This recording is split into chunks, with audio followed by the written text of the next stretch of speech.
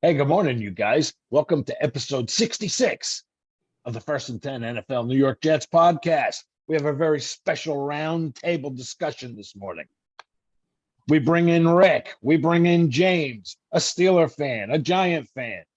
How you doing this morning, brother? My Jet brother in up there. I'm good. I want to give a shout out to our friends for coming on today, talking with us.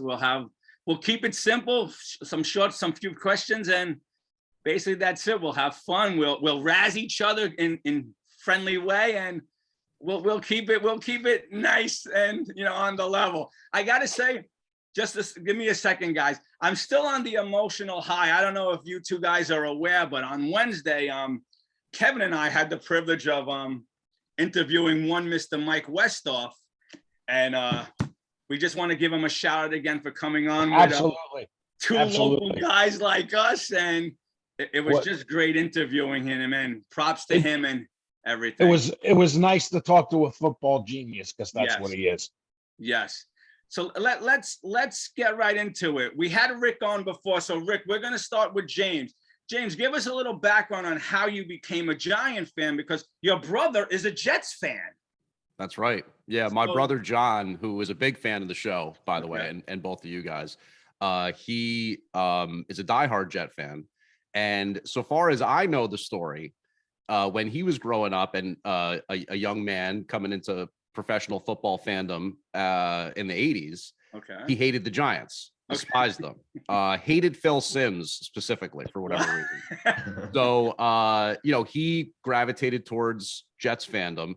And, he's a Mets fan. I'm a Mets fan as well. I think most of the time that breaks out that way. And I did have to wear my hat today just to represent, because I know we've got some Mets fandom on the pod, which, by the way, talk about a divergent experience. We're not used to, front running the division. Not to say that with the Braves nipping at our heels, but at the same time, getting back to football, my brother is a diehard Jets fan, just as sick in the head a Jets fan as I am a Mets fan, which is saying a lot and not healthy.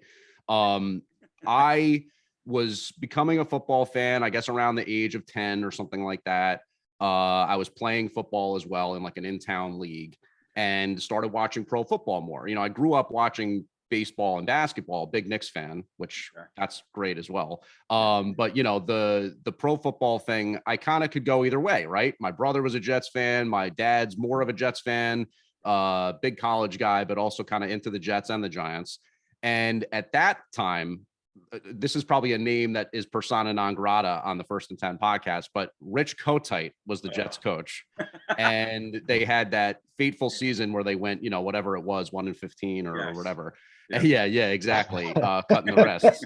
And, I was a diehard Mets fan already at that point. The Giants were sort of like a middling 500 team at that point. They had a good defense. They could run the rock with Rodney Hampton. I liked Rodney Hampton a lot. I've always been a running back guy. So I kind of saw the writing on the wall with the Jets. And I think the Giants, I left this out, but the team that I played for in that football league happened to be the Giants. So it kind of just all came together. They also had that team that had made a run at the playoffs and then lost in the wild card. I believe it was to the Vikings, kind of was into that team. So that kind of cemented it. That was really it. I was a big Rodney Hampton fan, and that was kind of the deciding factor. Okay. Good. Very cool. Good. Very cool. Are you an Islanders fan as well, or a Rangers fan? When it comes to hockey, it's funny. When I was around that same time that I was becoming a Giants fan, definitely was very into the Devils, right? Because they won the cup in '95. A lot of local rivalry. The Rangers had just won. Kind of the Islanders weren't really a thing for me growing up. You know what I mean? Being in Jersey, I didn't really experience too many Islanders fans. It was either one or the other, Devils or Rangers. But now I kind of just support the local hockey team that's doing well. Like, I'm not that into hockey. So a couple of years ago when it was the Islanders, I was like, cool, let's go. You know what I mean? Like with the Rangers doing well. My brother, again, who we've referenced a couple of times, is a diehard Devils fan. That's not working out so well these days. But, again, anything can happen in hockey. That's the thing I love about hockey. And their free agency season's popping off right now. Anything can happen with you get the right player, the right goalie or whatever, and you go from there. The only reason why I ask is because usually as a kid, you hop onto the bandwagon of the team in your area that is good at the time, or what all your friends like.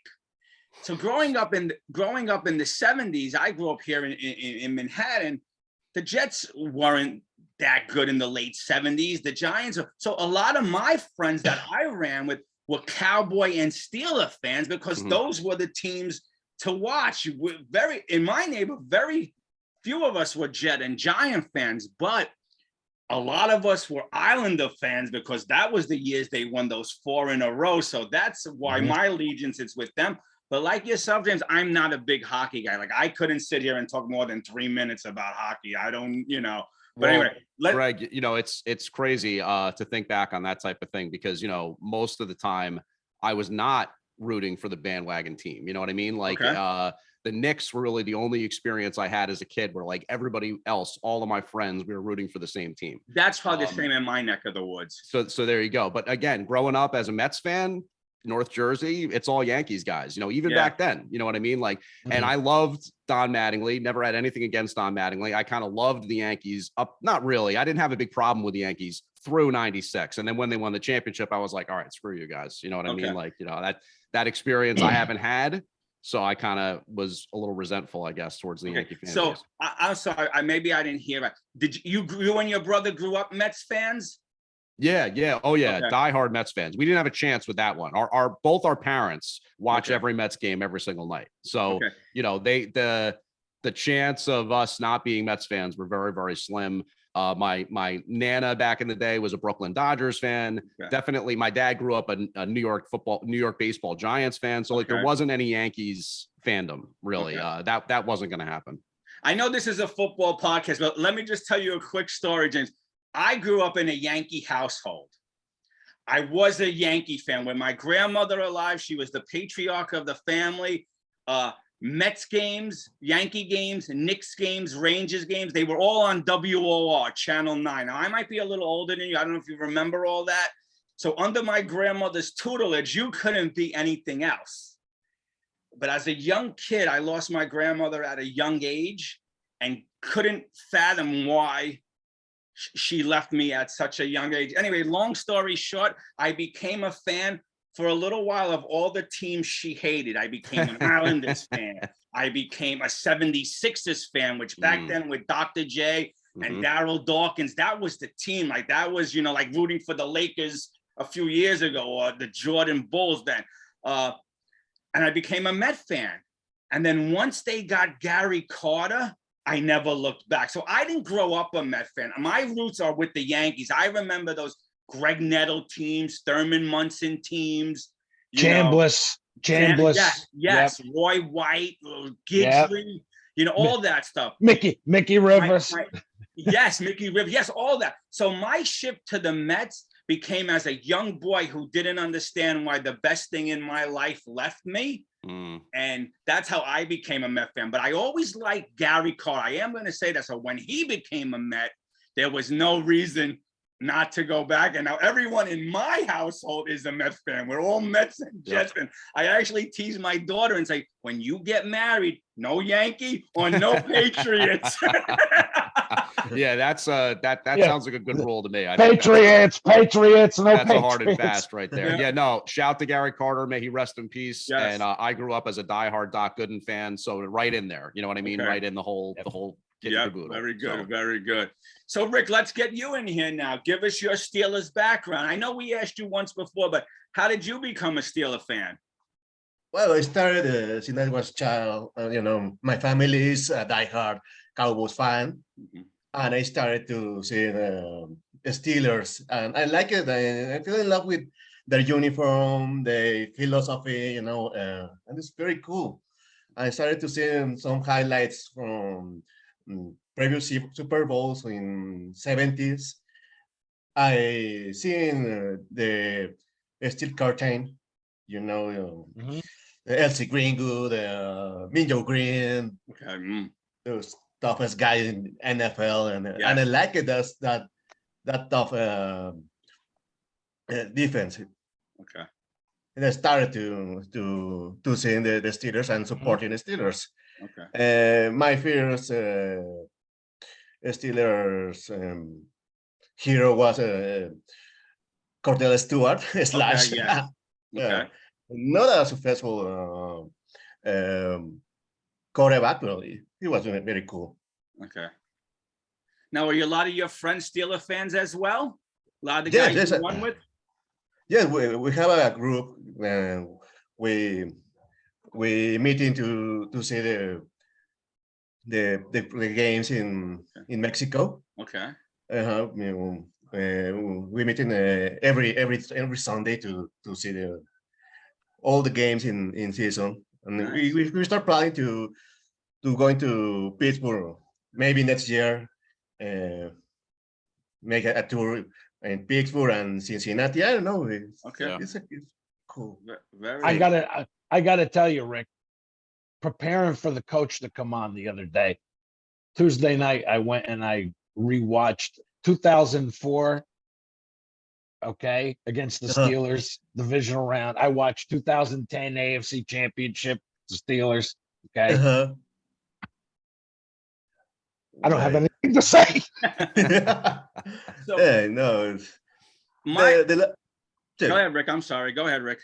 Thank you. The last game I seen against Jets Steelers, it was we had Mason Rudolph and Devlin Hodges, if I can remember.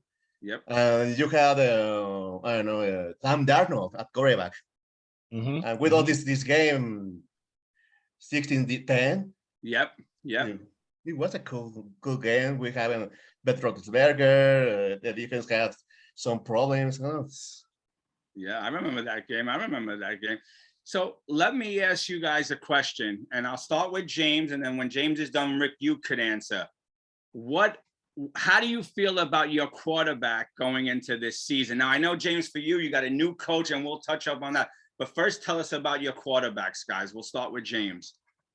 So, and before we start, I saw you guys sign Tyrod Taylor as a backup. So yeah, no, definitely. I think Tyrod Taylor is a big upgrade over, for sure, Mike Lennon. Colt McCoy, actually, I have to give him some props. He took them into Seattle and won a game for them 2 years ago. But you got to have a backup quarterback when, generally speaking, you have to have a good backup quarterback, right? With the Giants fandom, we've been a little bit spoiled over the last 15 years, given the fact that Eli Manning always answered the bell every single time. You know what I mean? Like, the one thing that was truly elite about Eli Manning was his ability to stay on the field.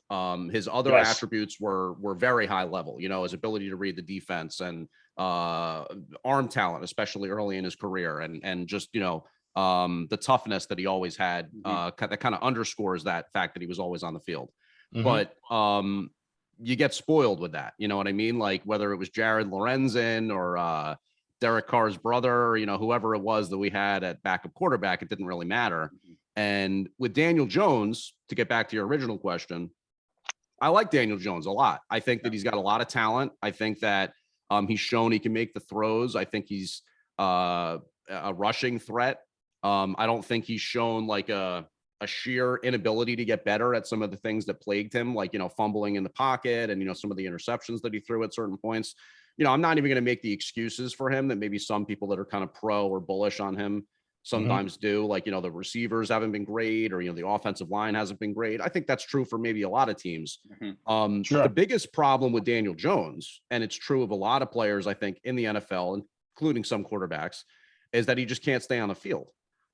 He's gotten hurt a significant amount of times, and whether it's the hamstring that he dealt with, or other issues that he's had going back a few years, he hasn't been able to stay on the field, and that makes it very tough for any NFL player to make his salt. You know what I mean? Sure. Like, It's kind of a weird thing in a way as to what keeps guys healthy. I don't maybe 250 years from now, we'll find out there were different tendons or like muscles that flexed in a different way on certain people's DNA that you didn't realize or something, because it seems to be a lot of like not rhyme or reason. You know what I mean? Like, sure, some positions are more likely to have that happen. And you didn't even ask about Saquon Barkley, but kind of a similar problem. You know what I mean? Like, the guy just can't stay healthy. And is that fluky, or is it something that just kind of speaks to that person's body chemistry, or maybe the fact that they got hurt the one time.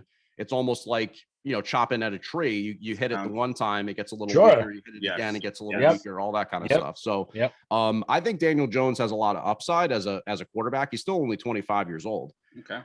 But he has difficulty staying on the field, and it's possibly because of the style that he plays, right? Like, like one of the main things you can do with a guy like that is the RPO, is the ability to kind of get him involved in the rushing game, but then you're exposing them to hits. Yeah, I was just going to say, those hits mount. They mount up. They do. And they take their toll. Absolutely. Yeah. So I like Daniel Jones. My cousin, one of my good friends who's a diehard Giants fan, he is very anti Daniel Jones. He loves to text the group chat anytime he's got an interception or a big sack and say, "Oh, your first round pick, that kind of thing." But anyway, I'm hopeful that maybe with the new coach and the new offense, there's even more to be seen out of a Daniel Jones. But it all comes down to, can he play more often than he doesn't play? That's really what it is, I think. And hey, if he struggles, you guys got a really good backup now. I always liked Tyrod Taylor. No, me too. He's been a competent guy. I think anybody who plays fantasy football knows well about, the ability to grab Tyrod Taylor late in rounds and kind of have him be your, dual threat quarterback for certain times that he's had starting gigs in the past. I definitely think that their, GM Shane has shown an ability to kind of like think big picture and kind of spread some of the money around and try to like get depth involved and grow a better roster than what they've had in recent years. I mean, look, I'll just put it this way. I once bitten, twice shy. I'm kind of expecting them to start 0-6 like they have for like the last, decade, more or less. But I'm hopeful that the offense can be better, to connect back to everything we've been talking about in the last 5 minutes. If I could just see them Giants go out there and score 20 points more often than they have, I'll be a happy camper on Sunday, because nothing is worse than just watching your team punt the ball over and over and over again. Oh, tell me about it. So Tell me about it. Rick, I just want to ask James one quick question to follow. So in saying all that you said, James, is Darboll in your mind the guy who could lead Daniel Jones to, I don't want to use the word elite status, but take that next step? So just real quick, is that, and in your mind, I know you just said 0-6, but what is the next step? If the Giants win 7 games, is that a good stepping stone for Darboll and Daniel Jones to begin with? I'll put it to you this way. Like, again, for me, when it comes to being a Giants fan and just what I've watched plague them in recent years, I said, next. We lost his audio. Your audio is off. Me? Yeah. Am I back? Yes, you are. All right. Yeah. This mic is sputtering like the Giants offense would on a mid-game drive. No. The thing about it is, if I can see them 7 games sounds fine. Winning 7 games sounds like a season I could enjoy on some level, but I just need to see them play better on offense. You know what I mean? Because the one thing I wanted to see them hire, I kind of looked at it like, look, there's not much that you can do in a way to kind of like fight against what the NFL has become, right? Throw the ball a lot, try to score somewhere in the 20s, upward of 30, and win games because you put more points on the board. Basically, some defenses are better than others and, all that kind of stuff. But the game's predicated towards offense. So I really wanted to see them hire an offensive minded coach. And that's what they did. He had a lot of success with Josh Allen. So there's no reason to suggest that Daboll couldn't be the guy that kind of takes the next step or helps Jones do that. I think that it was the right hire in that respect. I don't think they needed another guy who was going to be like a field general or a defensive minded head coach. I just don't think that fits kind of, where the NFL is going. And I think for too long, the Giants have tried to fit a square peg in a round hole with that stuff. Okay. Gotcha. You're up, Rick. What's your quarterback? Rick, no Big Ben. Oh yeah, here's just without Big Ben. And I'm afraid of my Steelers. We have on the roster Mitch Trubisky. Yeah, it's not a bad quarterback. He he brings to the Bears to playoffs Yes, he with did. Matt Nagy at coach. Mhm. Mhm. He did really good with Bears. Okay. We have Mason Rudolph. Yep. Mason Rudolph is still being Drafted great- Kenny Pickett. Drafted Kenny Pickett. Oh yeah. I have great expectation with Kenny Pickett. No matter that says, hey, Kenny Pickett has small hands. They release it so slow. He desperate Everyone's when he freezing. and he's not I accurate think everyone's on frozen long but me. passes. Yeah. Everyone okay out there? Oh yeah. Well, Rick was in the middle. Rick, we're technical difficulties. You're coming in and out. You Sorry? were glitching Everyone's up there in the corner. It seemed at one point everyone was glitching. So Rick, go back to what you were saying. You got Pickett. Are you happy with that move? Yes, I like it. I have big expectation with Kenny Pickett, but I'm afraid of that at the same time because Mhm. we don't know the development in NFL. NFL is faster Mhm. than college. Yeah. Yeah. Yeah. And the pro system is so different than college, you know. It's Yeah. a whole different level. Yep. Yeah. You know. And So in your mind, Rick, you got Pickett. There's some potential there. Would you like him to sit 1 year behind Trubisky or learn, or you want to get him out there from day one and take his lumps? I'd like him as or quarterback from since oh that's Wow. a good question. I'd like him as a quarterback from to since week one.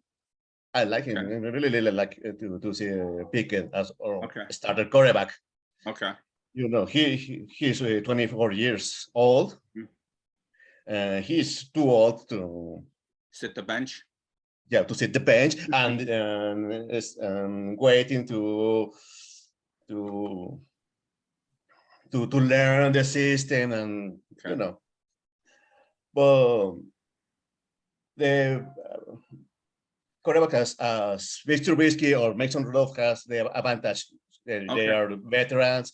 Mhm. Mason Rudolph knows the system. Mhm. He was first round material. I don't know how Steelers get him in third round in draft. Mhm. I think Mason Rudolph is better than Baker Mayfield, for example. Wow. Okay. Mason Rudolph is good. Okay. Yeah. Yeah. He defended us in playoffs, and no. But as he said, McAdoo coach, former head coach in Giants, Mhm. Baker Mayfield is a small quarterback with an average arm, Okay. so static for his measure. Okay. So I have one more question for you, Rick. I'm hearing whispers from other Steeler fans that it's time for Tomlin to go. Like his tenure, he ran his time. His message is not getting through anymore. The Steelers need a change at the top. Do you feel that way? Or are you happy with your coach? You want him to stay as long as he can. What is your take on your coach now? I'm still happy with him, Okay. but I'm so and still I think it's a year of transition. Mhm. You know, we need a new coach. We need a new system. Mhm. Maybe Mike Tomlin is not the perfect coach this year, but this is the coach that we needed. Okay. Okay. I understand. And, All right. and just a quick thing, I saw Le'Veon Bell hinting at retirement and says he wish he had a do-over with you guys when in that bitter divorce there. What's your opinion of Le'Veon? He make a very bad decision, and he was a superstar in the Steelers. Mhm. He was projected to have a successful career, and for his ego, for grab more money, he made a very wrong decision. Now we have Najee Harris. Maybe this is the record, his record season to show his talent. Okay. And we don't miss Le'Veon Bell. Nah. He has No, I don't think anybody misses Le'Veon. Yeah, really. no, neither Really. yet. He had many opportunities in Jets and The Chiefs, yeah. Yeah, sure. Yeah. Ravens, and nothing happened with him. Listen, I mean, I give him a pass when he was here because his coach was Gase. Okay. But when you go to Kansas City and you still struggle, So then let's put it out there to the table for everyone. Everyone could answer this. Was Le'Veon Bell a product of the Steelers? Is it the Steelers' game plan or how the Steelers do things that made Le'Veon Bell? Or was it that 1 year missing the contact football life that set him back? Because I think that had a lot to do with it. what's your take on it? I think Le'Veon Bell was a Steelers product. Okay. He was successful for the system. Okay. For the screen passes, for the run system. Mm-hmm. That's the reason he was very successful with the Steelers. Yeah. Okay. James, what's your take?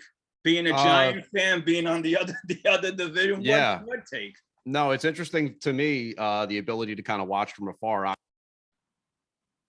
Oh, there goes your You're mic's on- out again. You know what?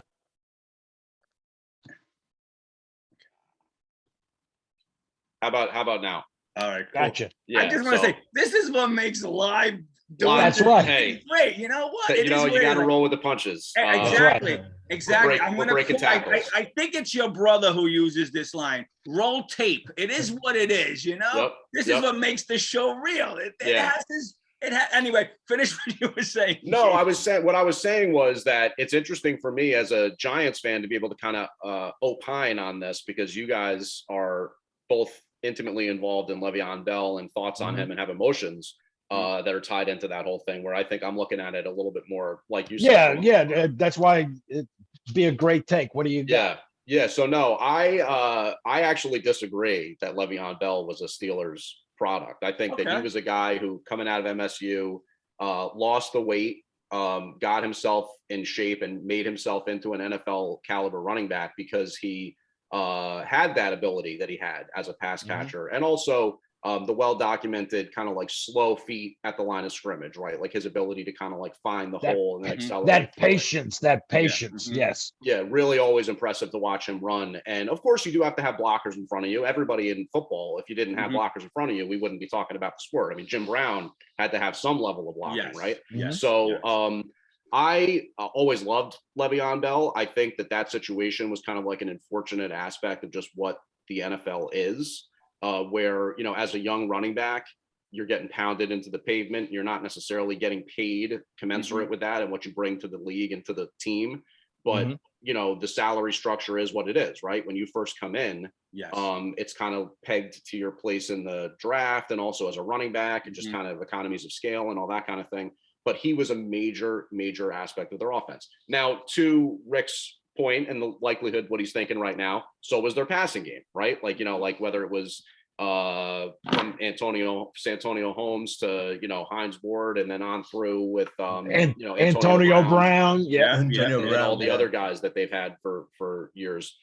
Their passing game has been incredible, and obviously Big Ben was a huge part of that, and his ability to stand tall in the pocket and deliver those throws. But I just think that the Le'Veon Bell thing, in terms of when he held out and then eventually went to the Jets, I kind of sympathize with him a little bit, because I think the running back at age 27, 28 or whatever is like, look, why am I going to put myself on the line here? Likely my last productive years, the last few bit of my career, because Mhm, running mhm. backs fall off a cliff like that Yes. unless you're Sure. like, Yeah. Yep. Yep.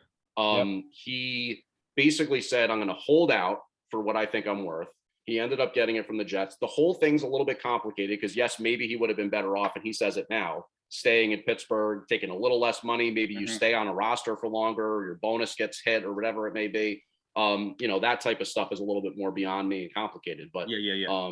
I always liked Le'Veon Bell. I think that's just sort of one of those unfortunate things in the NFL where that holdout is coming from a running back at some point. If it wasn't for the fact that Saquon Barkley got hurt as many times as he did, he'd probably be a guy who's getting close to a holdout right now. And I mean, don't get me wrong. I was all pumped up when oh man, we're getting Le'Veon, and then and then And it was what it was. Yeah, and that's the problem with the NFL too. Is like somebody's going to pay that guy, but a lot of tread on the tires, or just not as good of a fit for the system. That's where I'll kind of again make fair claims and deference to what we're talking about. A completely clueless head coach doesn't help either. Well, that's what I was. I'm sorry to jump in here, guys, but that's what Roundtable is about. That's what I was going to say. This was a man who had all pro written all over him. I don't know if he would have been a Hall of Fame. I don't know. I didn't follow him as much with the Steelers. I knew what I knew. He sat out the year, and then he got his money, so we can't say it was the money. Again, I look at what the Jets did, and Kevin, we talked about this off camera, like the Sam Darnold thing. You took a man who could have been one of the best running backs, and you ruined him because this Coach Gase had such an ass way of doing things that I almost feel like even when he went to the Chiefs afterwards, I think Rick said the Ravens as well, his confidence was shot because he did nothing for the Jets. They used him totally inappropriately. I felt like the man just lost his kind. Now, that may sound stupid, but that's like, how does a man go from being the gold to being bronzed? He comes to the Jets. Yeah, I just, so that's why I said, James, I was wondering if it is the system. Like we always used to hear growing up under Joe Paterno, Penn State, those quarterbacks were so good because of the system. Then when they got to the pros, they kind of shit the bed. So that's why I put it out there. Was Le'Veon a product of the Steelers, or the flip side, did Gase and the Jets ruin this man where, confidence was lost, That's my take. Yeah, and again, having not really been in the facility at Florham Park, who really knows exactly what went down. But at the same time, I do think there's something to be said for and we were joking about it before we started recording, right? Oh, the Steelers, always win. You know what I mean? Yeah. They're just an organization that gets the most out of their players, that identifies what it is they do well, tends to lean on them for that when they're out on the field. Makes me think of like, the St. Louis Cardinals in baseball, you know what I mean? Like just a well-run organization that is always in contention because of that type of thing. Yeah, agree. So it's hard to disagree in a way when it seems like anytime there is somebody that goes to the Jets and they're still kind of like effectively in their prime or whatever, it tends not to work out. Yeah. Whether that's bad luck or whatever else it may be. But again, just to reiterate, it's the curse of Joe Willie. I was just going to say, be nice, James, be nice. Well, as New York football fans, we both have been kind of in the can for the last, whatever it's been. Listen, New York football for the last decade has been brutal. Yeah, it has. It really has. So, no, I don't know. I mean, but I will just say, to make my original point again, that NFL free agency is a rocky field. You know what I mean? You never know. And the NFL, and just playing at that high a level in that physical a position at running back, right? You're basically you're running through a warehouse with fridges coming at you. You know what I mean? Like all you got to have a certain level of, what is it? I think Conor McGregor says, like, it's hard to get up and run at 5 a.m. when you're sleeping on silk sheets, So, early in your career, there's a different level of, hunger, maybe, that when you get that free agency contract, then it's like, all right, am I hitting that hole as hard as I used to? I don't know. Okay, no, I understand. I just wanted to put it out there. Any take on that, Rick? You want to follow up with anything? Yes, of course. I know the point about the running backs, and I know the point that the payment of the running backs. NFL have the possibility can get great talent and in draft. You can get a great running back in 5th round of draft. Sure. And even in undrafted running backs. That's the reason the position is about some evaluated for the money. It's Yeah. No, it's true. I mean, there are, like I said, the economy of scale, like where, like, if you're getting a running back and a lot of Giants fans to that point, Rick, blast the Gettleman administration, for lack of a better term, as much as anything for having taken Barkley as high as they did. Because it's like, look at how that cascades the rest of the draft. You got to look at the positions of value, whether it's defensive end or a lineman that's at tackle or high impact guard or something like that. You got to be thinking about the positional value. And I do think there's something to be said for that. Would you rather have seen them draft a QB? I mean, hey, Josh Allen was there. Yeah, I mean, but then again, it's funny you say that, Kevin, because that's to me, like, again, so hindsight is 2020. Like, picking quarterbacks are hard, right? Like we don't have to. There's no Browns fans here, so we don't have to get into that with them. But you mentioned Baker Mayfield. Just picking quarterbacks is such a hard thing, and the funny thing is that both Rick's team and myself that same year in 2003. Happened to hit on first round quarterbacks. You know what I mean? Like that just happened where Big Ben coming out of Miami of Ohio and Eli coming out of Ole Miss became Hall of Fame quarterbacks. It's not so easy to find, as we all know. No. But in saying that, guys, I look at it. This is what I say. When you're picked as a quarterback in the first round, the talent is there. Okay. The question then becomes, the team that drafts you, can they mold you to take the next step? I still believe that if Eli and Ben went anywhere else, they might not be the quarterbacks they turned out to be. Yeah. Well, and remember, that's my take. I could be wrong. That's fair. And I'm only taking this from my Jet perspective. When you think about all the first round quarterbacks we drafted over the years, and not one of them took because we couldn't mold these guys. Well, hold on. What about let's give Chad Pennington his due. Okay, I see the bobble. Chad, I'll agree with you 100%. But Chad Pennington, Mark Sanchez. You know what? Sanchez was serviceable. Yeah, but even Mike Westhoff said, I don't want to put words in his mouth, and I don't want to quote him wrong. He fit what they were doing at the time. Right. But once someone else took over for Sanchez, I'm saying he was that system's quarterback. They coached them up to fit that system. I guess I'm going off on a different thing now with the systems and whatever. I'm just trying to say, if Josh Allen was drafted, let's say, by your Giants 4 years ago, would he be Josh Allen with that coaching staff? That's my question. And the reason why I'm saying this, because everyone who follows this podcast, and I took heat for it, I was a Sam guy. I think the Jets ruined him, and this is why you're seeing what you're seeing. Confidence lacking, ESPN ruining him by turning the mic on when he's on the sideline. It wasn't supposed to happen. Right. I see ghosts. I think these quarterbacks in the first round, they're good quarterbacks. They need to be nurtured in the right system. And that's why I asked both of you, if your quarterbacks weren't drafted by your teams, would they have succeeded? That's my question.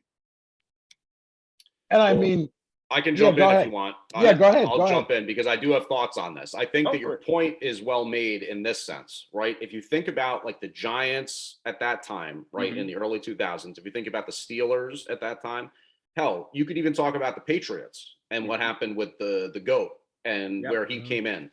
They're teams that had really strong foundations in place, right? You had a good defense. You had the ability to run the ball. For the Giants, obviously, Tiki Barber and a number of offensive stars were kind of already in place. You're talking about like coming off that phase where Kerry Collins had led them to Kerry Collins. Yep. Where they got smoked by the Baltimore Ravens, which sucked.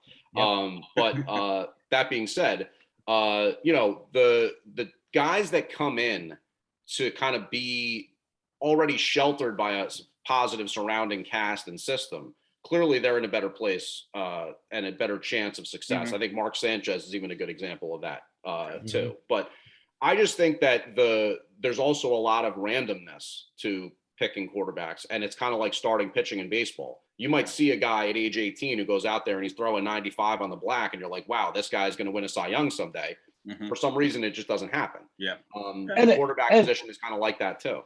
And again, it's like the coach said when he was on, Sanchez wasn't Tom Brady. Everybody knew that. And in my opinion, they ruined him too. That preseason game against you guys when Rex put him out there and for no reason in a meaningless game. And after that, it was all downhill. Yeah. He wasn't a bad quarterback, Mark Sanchez. He brings the Jets to conference finals. He almost won back-to-back AFC championships. That's right. It's a difficult bet to bring a successful quarterback, a franchise quarterback. Just remember the class of 2003. 2013. Sorry. How many quarterbacks are still playing in NFL? Nobody. AJ Manuel tried to play in Canadian League, and doesn't happen nothing with him. Yeah, I know. Yeah. You know, a lot of it too, guys, I think with like just the NFL in general, this is probably extremely true. Like, you know, the extent to which you're willing to train in the off season when your body feels like shit, when you're watching video at like, you know, 11 p.m. at night and stuff like that, you know, the mental fortitude that it takes to succeed in the NFL, I think is very, very telling at the quarterback position. And I'm not even trying to like trash any past names or anything like that. You could probably think of guys that maybe just, you know, the work ethic maybe wasn't there. Sure. Like that. But I don't even mean it that obviously. Maybe there's something where like just that like sick desire to like be the best and compete at that level wanes a little bit for some reason. And if you want to talk about guys, I think we could have a long discussion about that with a guy like Tom Brady. Eli Manning's competitive streak was well documented. You know, Big Ben to still be playing late into his 30s when he's made all this money and stuff like that. You know what I mean? Like there's something to that mindset that drives that level of success. Look at Brady. He doesn't he doesn't have to still be playing. No, there's something wrong with that guy. You know what I mean? Like, I mean, God bless him. He's the best of all time. But I mean, like, stop playing already. You know what I mean? Like, go spend some time with your kids and your wife. You know what I mean? Like, it's enough. All right. I know. We've seen enough of you. Get the hell out of here. And we must be honest. Tom Brady always has been a first round material. Maybe for the combine, he doesn't convince to the coaches. Well, he always has been a successful quarterback. He went to the good football program in Michigan. You know, it's. But again, I say this: Tom Brady. Should have to thank Mo Lewis first. Let me put that. Absolutely. Yeah. Absolutely. Again, let's replay that Jet game where Bledsoe gets hurt. But let's say it's not Bledsoe. Let's say it's pick another team other than the Patriots, and Brady comes in. If he's not coached as well as he is, you know, I understand the hunger and the desire. At some point, you have to take your game to the next level with studying and living and breathing the game like Brady does. But you also have to have that coach that sees in you and brings it out of you. If you go to a team that the coach is like, oh, well, this guy, you're not going to want to fight for that coach either. So it does predicate a little on the system you're in and how well that coaching staff motivates you and prepares you, and then you take it the next level as well. No, or am I just wasn't their offensive guy Charlie Weiss back then? I believe so. I think so. Trell was on that. Those isn't that all the old Jet staff that went over to the page? I would have to do more digging up, like I said, you know. But I just sometimes feel like with the quarterback position, and this is just me. And James had some good points. Everyone makes good points. That's why we're on here. I just feel the quarterback is the one position that if you're not coached well, and yes, you need some hunger to do the studying and put the time in, you're bound to fail. The one guy that I probably would like disagree with you on, and I think it's just like such a great random case to throw out there, but you know, why not? We're talking football. We're all football fans. He kind of gets forgotten a little bit because of the media and like, you know, the Tom Brady thing. Okay. But how about Peyton Manning? Can we just like stop and like marvel at him for a second? Yeah. Like their defenses were always trash. He would still go out there and just like put points up, no problem. He basically called the plays from the huddle. He was like, okay, we might do this, we might do this, we might do this. I'll call it at the line. Go. Like it's like it was some like touch football game in the backyard or something like that. Omaha. James, I'll give you props for that. That is brilliant. But after Peyton Manning, who's the next guy who did something like that? No, they're very few and far between. I think I don't even know if I can think of somebody else. You know, like when you think about it, like think about some of these great quarterbacks and who their coach was, who the coaching. I mean, you look at Marino, and I know he never won anything, but he had Shula. I mean, there's some lineage there with the coaches there, but yes, Manning, an exception to the rule. I'll give you that. And again, I don't want to take away from, you know, like the coaches that he had. Obviously, Tony Dungy, you know, is an all-timer in and of himself, but not really an offensive guy. So, you know, I don't know how much that is or isn't a factor with a guy like Peyton Manning, but no, I think that, you know, the truth of the matter is that quarterback position, especially in certain markets, right? Like the Jets have like been consistently looking for a savior every few years, going back to the draft. Like, okay, maybe this is Dan Marino. Maybe this is Dan Marino. You know what I mean? And that's a lot of pressure. And to touch on Peyton, it makes things a lot easier too when your dad's Archie. Yeah. And since you were a kid, you know, you learned all your right. But you see that, all right, now in saying that, it goes back to let's go back. It goes back. I believe now I was a baby. Archie came out of college again, high expectations, right? A high pick, I believe, in the draft. I don't remember. Yeah. He went to the Saints. They ruined him. Could we say that if he went anywhere else, it might have been a different story?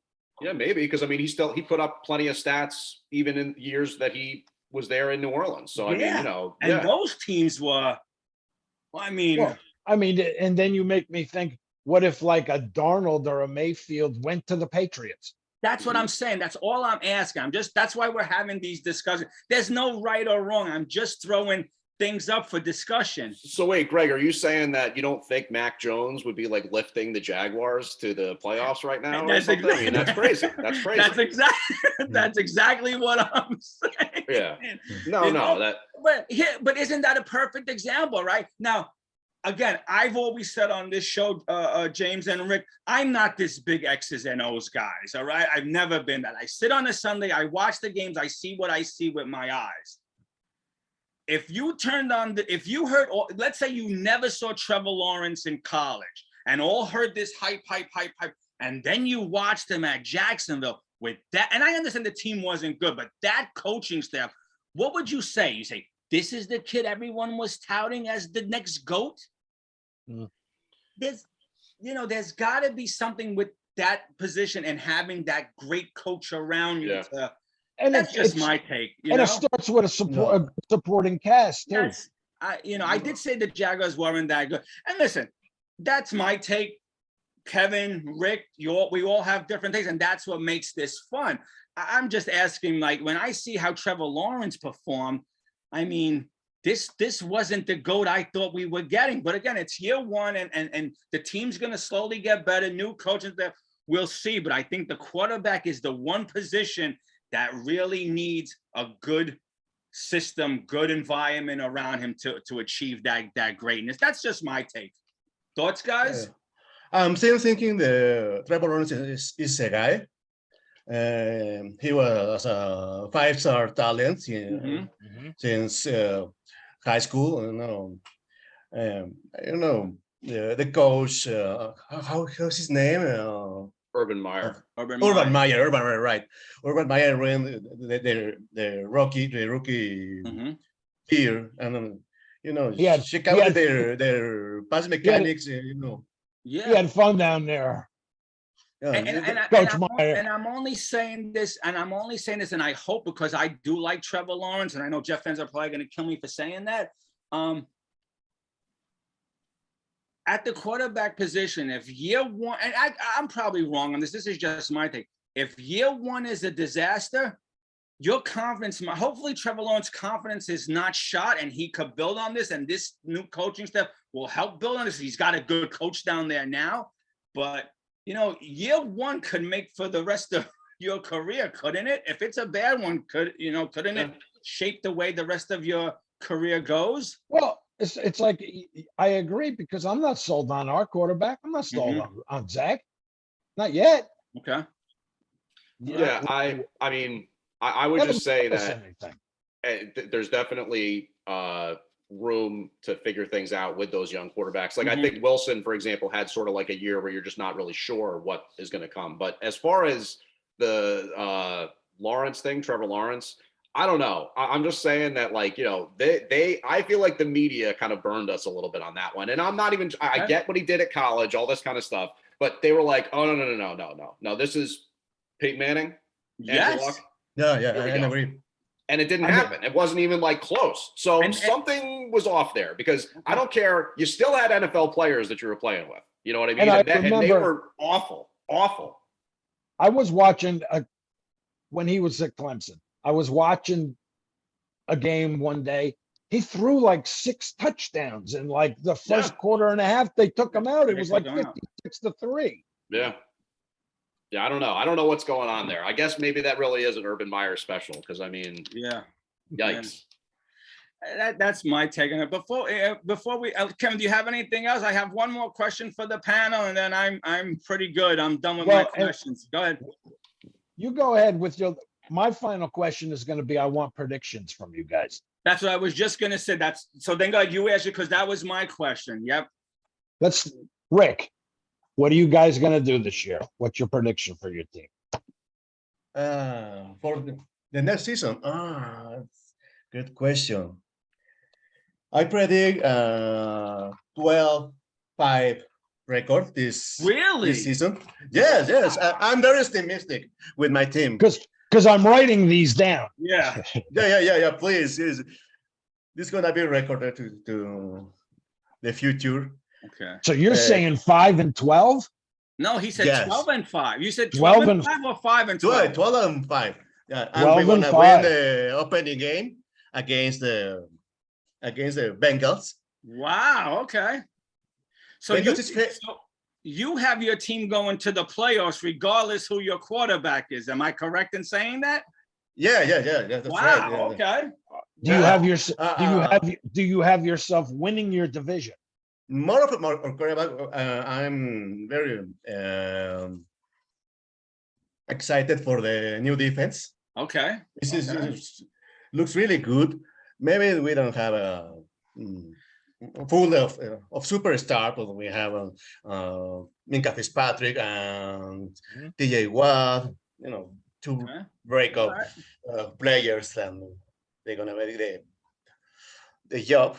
I'm very, very, very, very excited for this defense. Wow. And Rick, I was almost positive you were gonna come on and I don't want to use the word bash your team, but think they're only going to win 5 games only because. Well, that's what I thought he said. But wow, 12-5. All right, props to you for saying that. Now, Rick, when the season's over and it doesn't come 12-5, you have to come back on here and throw the egg on your head that we always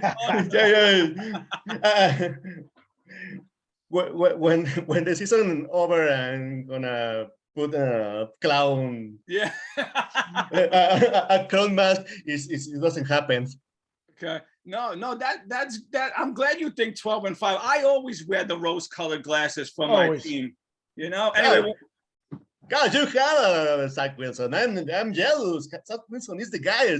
I know you like him. I know you do. I'm hyped with this guy. I hope you're right, because I'm like I said, I'm still not sold. So, James, but I'm a Jet fan. I'm supposed to be like that. Yeah. We're never sold. No, I know. James, your take? So I mean, I think the Giants are. I do think, and I hope that their offense is going to be better this year. I think their defense is going to definitely take a step back, only because their secondary is just really not good on paper. And their defensive coordinator, Wink Martindale, I should say, is really into blitzing, putting pressure on the quarterback in that way. But that leaves open a lot of passing lanes, obviously. And they've had some years, even going back last year, I think the Ravens kind of put up a lot of points, but also allowed a lot of points. So I'll say 7-10. Okay. I would be happy with that. I would like to see the Giants score more often and with more regularity, get upwards of 30 points throughout the season. And then maybe they allow a lot of points in certain games too, because of some of their deficiencies in the secondary and maybe the pass rush not being kind of what you would want it to be. But I would be happy with that because even just the specter of a 500 season somewhere around when the leaves start to turn would be a nice change for the Giants fan. It's like I said to Coach the other night. I said, I just want a year where my season's not over by Halloween. Yeah, it's true. But I mean, when you've been in the dark period of NFL fan for a while, that's the way you start to feel. Because, and I joke with friends all the time, where, that graphic comes up and it says in the hunt. There's nothing better than when your team is up there. Then you see your team's helmet there. Yeah, I know. Yes, agree. So, I mean, if the Giants or the Jets, for example, could be there. And honestly, I think the one thing I'll say about the Giants is their schedule on paper is not very strong. Okay. That's it's designed to be that way when you're not a good team, right? Yeah, sure. You're supposed to play the weaker teams and stuff like that. Unless you're the Jets. I wish somebody had told the schedule makers that for our first 6 weeks. Yeah, I know. It doesn't always work out that way, especially with the way that the divisions rotate and stuff like that. Yes, agree. But the Giants, I think, kind of are in a softer place this year with that. So, maybe they could even get to 8 wins or something like that. But again, I do think that I'm looking at just try to get the offense turned around. Maybe there's defensive deficiencies. Hopefully they show some upside in the pass rush because of the way they went in the draft and stuff like that with Thibodeau. And that's kind of what I'm expecting is that they're going to, but I would really love to see them not start out the season 0-4 like they have for the last, I hear feels you. 5 years. We know those takes. Preaching to the choir here, brother. Yeah. I just thought of a question. I hope you guys have some time. This is a good round table question. And again, different teams, you probably can't compare the situations, but let's take some of these second-year quarterbacks, and we'll throw Jones in the mix, we'll throw Trubisky in the mix. After watching what Burrow did last year, right? Should we not, as fans of our teams, and we see the growth, let's say the Jets, all right, because the Giants are probably in a different spot right now with their first-year coach. Should I not feel like my team can make the Joe Burrow jump? Should I not feel like that's the new norm? In the past, we used to say, if your rookie quarterback won 4 games, that's good. Next year, you look to make 6 or 8. Is that still good? Or after what Joe Burrow did with that offensive line, should I be sitting here, and what's your opinion as a Jet fan and saying, 10 wins should be the norm? Or am I pipe dreaming because I wear the rose-colored glasses? I'm saying, watching what Joe Burrow did, is this the new norm, what to expect for your second-year quarterbacks? Well, let me pipe in really fast. I think that with the league the way it is today and free agency and the pieces that you can put around those quarterbacks, you should definitely be able to make the jump. Like our team, with the pieces we put in place in this offseason, it all falls on this kid now. It all falls on Zach. Okay. You screw it up, you go 0-4, it's probably on you. Okay. All right. That's a strong take. Guys, I mean, look, and I hate to throw cold water because I actually think the Jets are doing it the right way. I told my brother the other day, I said, I like what they're doing as a franchise right now. But I'll just say, as far as the Bengals thing, because I think maybe that's a little too rich for my blood, right? Okay. Do you really think that, Bryce Hall is Joe Mixon? You know what I mean? I don't know. Is Jamar Chase, do the Jets have an equivalent of that, or even Higgins? There's a lot of playmakers that Joe Burrow is messing with right now. So, and that's not to take away from Joe Burrow. I love Joe Burrow. Yeah. And I also think, I mentioned, I think Wilson has a lot of upside too. But there was a certain amount of things that kind of coalesced for the Bengals in the right way, I think, where their offense was kind of like built through really high impact draft selections. And then it kind of all just came together. It's like, whoa, what's going on here? Yeah, well, exactly. And you know, and you also, it's got to hit. It's got to be, you got to have that cohesion. I mean, you can have, look at what I think it was the Rams a few years ago, the Dream Team. They drafted all these players. They had free agency, spent all this money. The Eagles. Yeah. And they stunk. Go ahead, Rick. Yeah, I think Joe Burrow is. Telling about this Bengal thing. You know, Bengals has the best wide receiver group. You know, as James said. Joe Mixon is a great running back. This offensive line looks better than the Super Bowl. And plus Joe Burrow is very talented. I'm still thinking Bengals is favorite to win the AFC. Okay. I'm just curious, what is the expectations now on second and third year quarterbacks, or if, like you said, James, is what Joe did just a fluke and he may never ever get back there again, Well, I don't know. That one's a unique case, I think, because of just the way that they kind of like focused on the front end of the draft with really high picks, all on the offense, boom, boom. And then you have this kind of like group that coalesces just like that. But it's sort of like understandable. People felt like they kind of like, added riches on riches when they drafted Jamar Chase. I think that with the Jets, it's not to say that Zach Wilson can't take that next step. It's almost just like, I don't know if it's fair to compare the Burrow situation. Is kind of the point that I'm making. Sounds good. And I mean, you mentioned Breece Hall before. To me, watching film of him, he reminds me of Curtis Martin 2.0. I mean, my mouth to God's ears, but exactly. But he could be great. And I'm not trying to take anything away from Hall. I'm just saying, is that realistic? Where Mixon kind of had a couple years that he was in the NFL, worked through some injuries, dealt with that kind of stuff. Then all of a sudden, the second year quarterback is meshing at that same point. Because the only guy that kind of like just absolutely burst on the scene last year for the Bengals was Jamar Chase. But that's also a pretty big factor. Yeah, sure. So, and that's why I'm glad it's always good to have the outside parties take on things, because sometimes as Jet fans, we do wear the rose color. We're either too optimistic or too pessimistic. So that's why I like to hear what you guys' thoughts on, on that situation. We always got the rose colored glasses on in July, and then by October, it's like you can't even see through. And that's why, if you guys are asking me that question, like I said to Kevin, again, right now I have us at 10-7. Now we can meet again. We all gave our predictions. We can meet again a week before season 1, when we find out who the real roster is, who's playing, because they're not out of injury, they're not done for the season. Once we get our final rosters, then we can make our predictions again. But again, right now, I look at the schedule, and I'm sorry, I heard a lot of Jet fans say, "Oh, the NFL did us no favors right off the bat. We're 0-4." I get all that, because I'm too old to argue with people. I really am. But my take is that as a Jet fan, and I'm raising my voice a little, if we want to get to where we want to get to, and we want to be the team we want to be, you got to beat these the teams. friggin' teams. I'm tired of hearing Jeff, "Oh, they did us no favors." I think they did us the biggest favor, because if we shock the world and beat the Ravens in week 1 in our field, their receivers aren't nothing to brag about. Then we go to Cleveland. Who's their quarterback? Are we certain Deshaun is playing? Why can't we be 2-0? Right.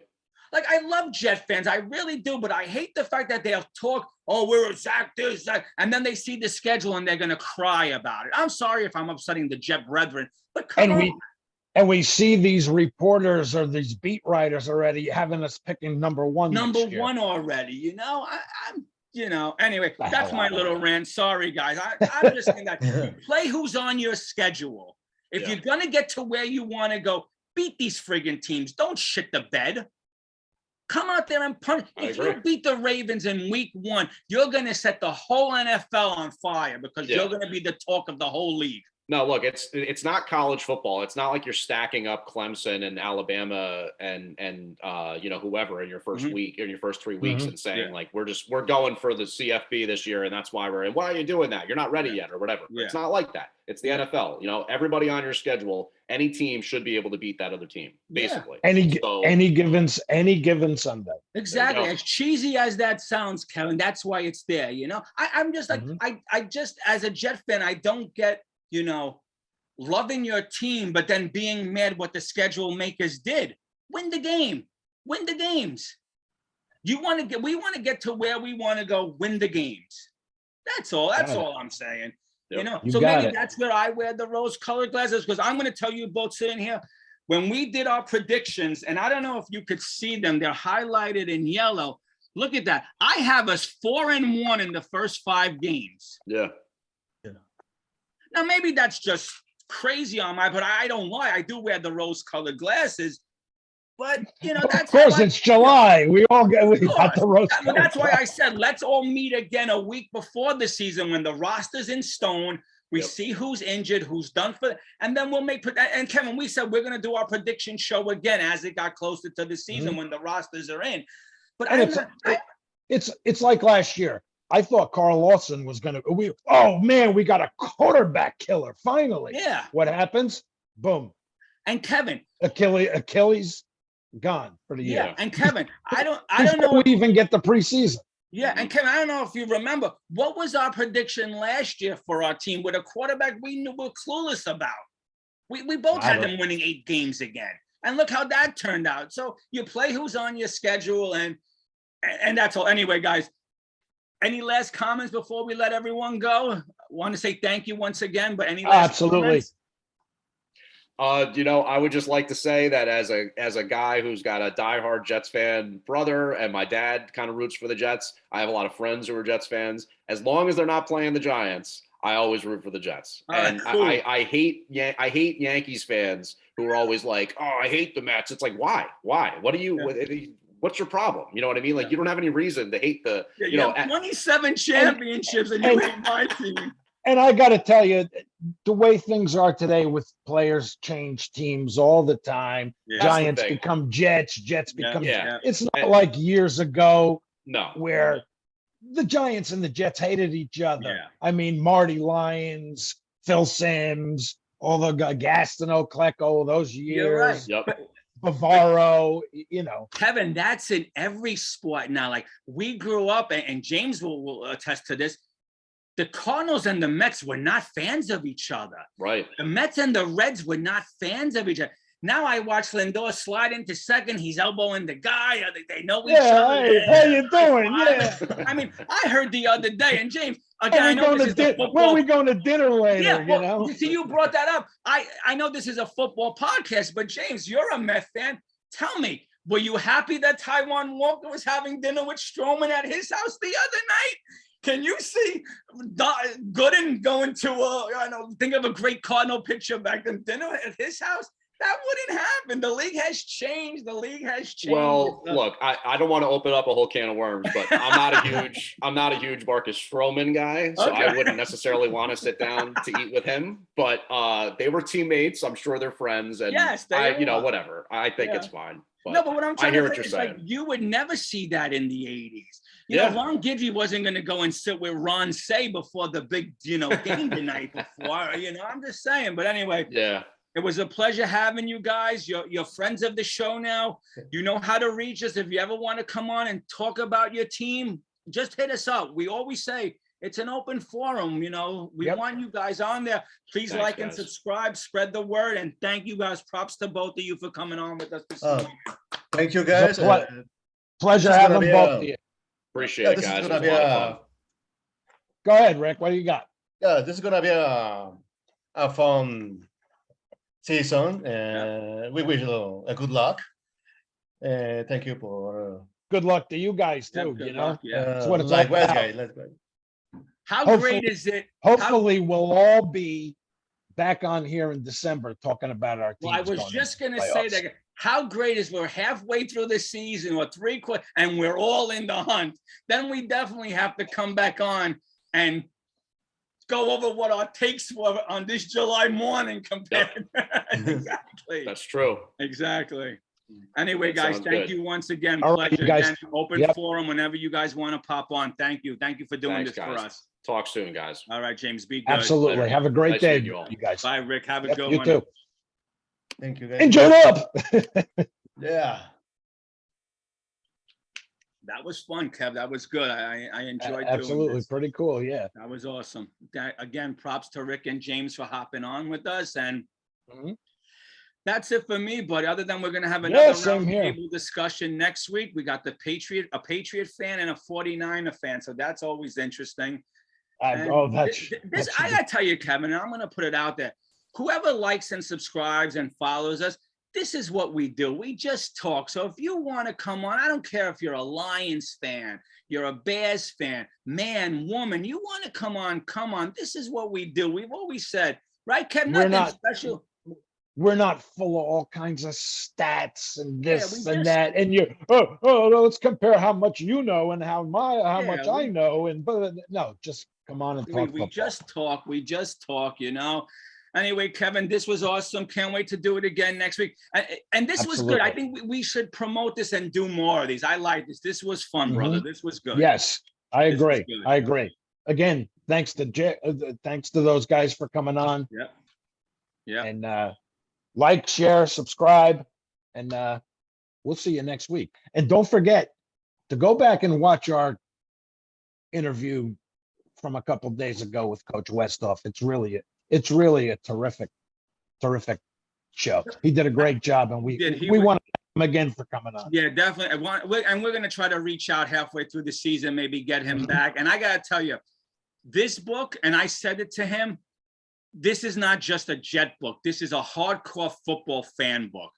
The stories in here are excellent. It's a good read for any diehard football fan. So definitely go out and pick this thing up. This is awesome. And again, if you don't know where to get it, the links are down below on the interview that I posted. So figure it out. Yeah, exactly. All right, brother. This was a good one. Yep. All right. I'll talk to you next week, and we'll talk to you guys next week. And jet up. Have a great day. All right.